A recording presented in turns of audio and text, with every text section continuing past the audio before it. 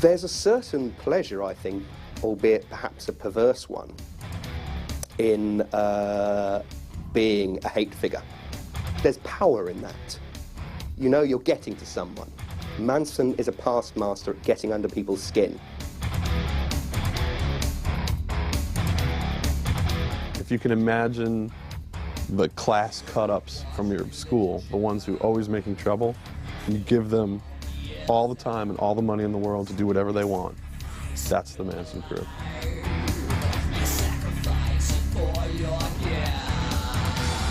We were different, and I mean, we just knew it, you know? We had the attitude like, we're rock stars. I consider myself an artist more than a musician, and I think the music and how people are affected by it, and my performance, and me speaking to people, all of that together adds up to what Marilyn Manson is.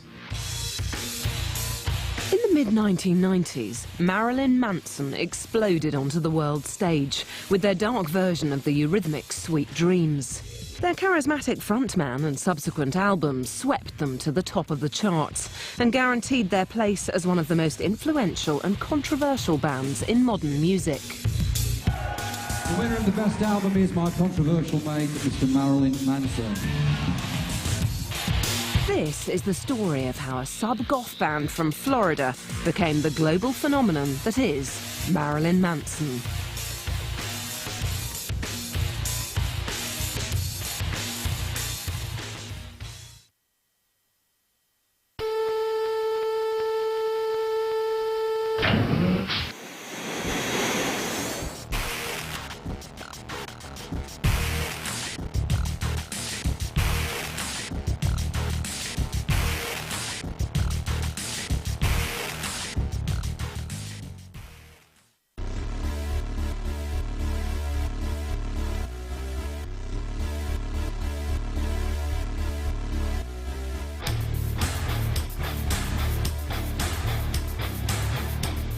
The man who would become Marilyn Manson was born Brian Warner on January the 5th, 1969 in Canton, Ohio, an all-American town just outside Cleveland. The town the young Manson grew up in is a deeply religious and conservative community, and his schooling was to be no different. Attending Heritage Christian School in southwest Canton, he was taught the dogma and theology he would dramatically reject and criticise in later life. However, few places from his childhood have been treated with such significance as his grandfather's cellar. In 1988, when Manson was 18, his father, Hugh, got a new job as a furniture salesman in Fort Lauderdale, just outside Miami. The Warners left Canton, and it was to be from the sunny beaches of South Florida that the future Antichrist Superstar would emerge. In the early 90s, Fort Lauderdale was very much like a party town. If you ever watched those old spring break movies, that's what it was about. The topless girls on the beach, the wet t-shirt contest, very flashy, very palm tree, very sunny. So it was that party crowd and spring break mixed with all the people who came down to die.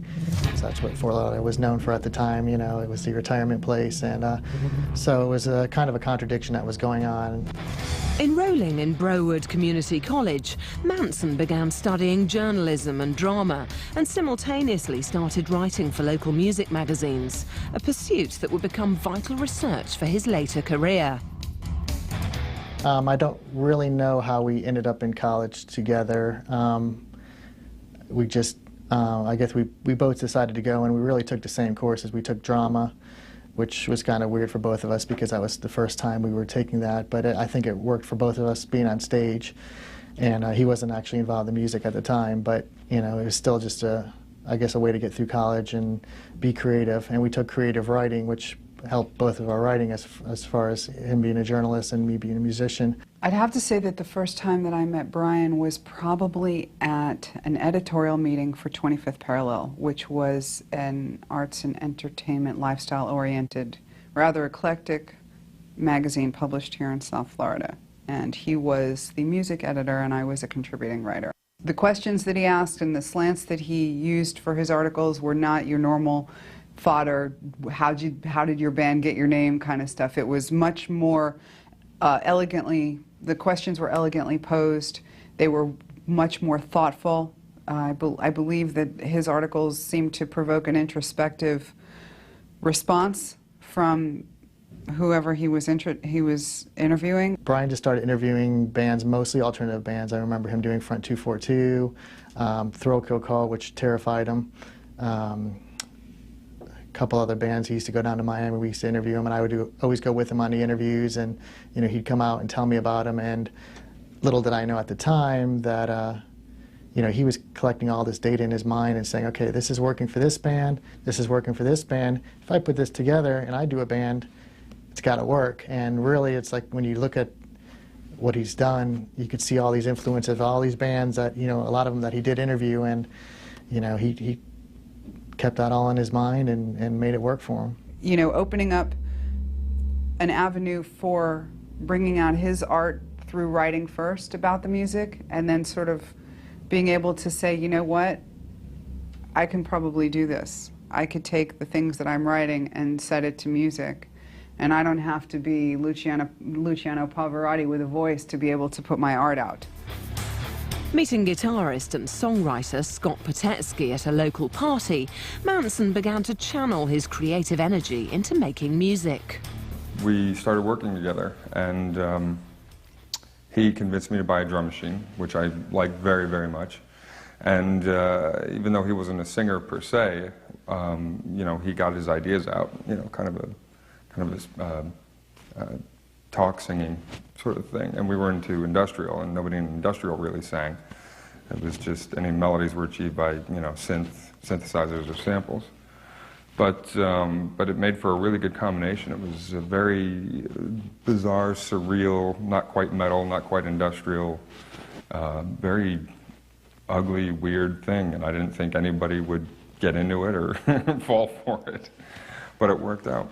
And shortly after we had a body of songs together, we recruited Brian and Perry, who became, I believe it was Olivia Newton-Bundy and Zsa Zsa Speck to my Daisy Berkowitz and Brian Warner's Marilyn Manson.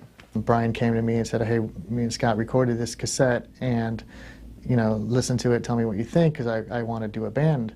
And it's called Marilyn Manson, and this is the idea I had, and you're going to have these names, and it was going to be kind of a shock band, but it